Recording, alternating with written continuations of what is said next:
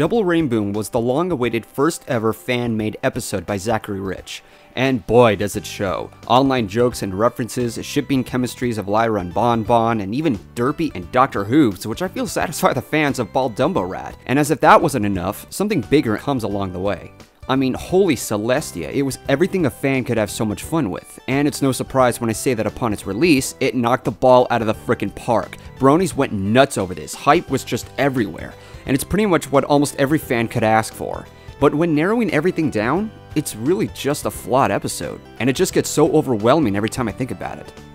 The episode begins with Rainbow Dash visiting Twilight in her lab as she's in the process of developing a potion, which if done right is an enhancement to anyone's natural abilities. To Dash's results, it would strengthen her speeding abilities, and much more, which gets her really ecstatic on trying it out. So of course, without permission, she drinks the potion behind Twilight's back. After a quick analysis for any side effects, which by the way is an important plot point, she takes off, speeding through Ponyville like crazy, and then dares to do a double Rainboom, hence the title. But after doing so, it creates a blast so big, it nearly devastates all of Ponyville. And somehow, Rainbow creates a vortex that leads her to a different dimension. Cartoon Network. Specifically, she runs into the universe of the Powerpuff Girls. The city of Townsville is under attack! After a little tour through, Dash gets caught up in a goose chase by the girls, since they want to keep her as a pet. The potion then wears off, unfortunately, due to its side effects, which Twilight was testing her for. This is what you get for not thinking ahead! Oh no! The potion! It must have worn off!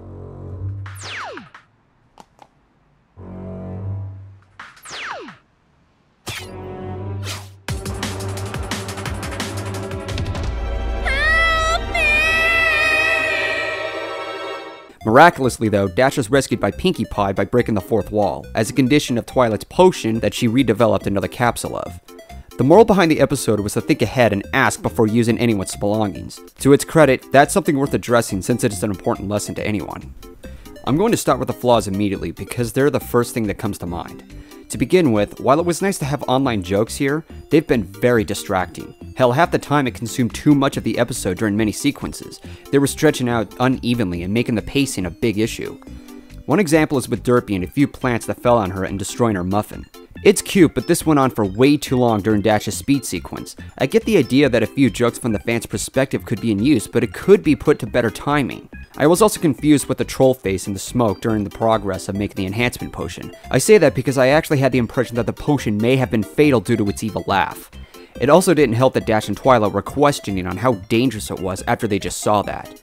Just overall, in Shortcomings, it's way too clustered, and this could have been done better with all this. My biggest issue was that it was turned into a crossover. This is also very distracting to what's going on throughout the episode. Now, I don't mean to say that it was unnecessary. I personally enjoyed the scene when Dash entered the Powerpuff Girls universe, but at the same time, it almost felt like a different story. Crossing over different franchises isn't a bad idea, but there's a way to do it in a timely fashion. Now, it is obvious that it's a nod to Lauren Faust and Craig McCracken since he was the creator of the series, but what would have been more effective was this. Dash crosses over other franchises while the Powerpuff Girls are chasing her, but specifically titles like Foster's Home for Imaginary Friends or Milky Way Galaxy Girls. This to me is a bigger nod, and it's also a grander sense of adventure.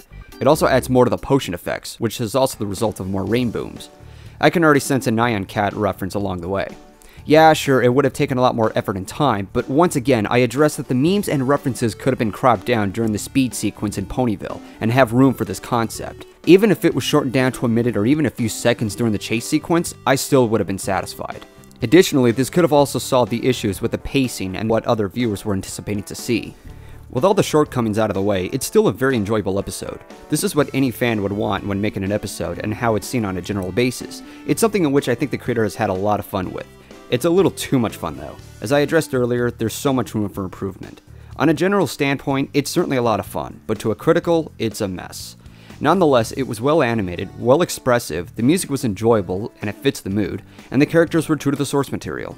This also goes out to setting up the Powerpuff Girls with the characters and environment as well. Even though I wasn't fond of the show when I was a kid, it's still worth giving credit to. It's also worth giving credit to the voice work. Ellie Monty, Meredith Sims, Rena Chan, and many more. Gee, doesn't she ever get tired of voicing Twilight? So concluding this, I say to Zachary Rich, while I may have been critical, I still have enjoyed what you made and given us. You spent a lot of time and effort and dedication on this project, and I respect that. I wish you the best and improve over time, because that's what we all strive for. Kudos and well done.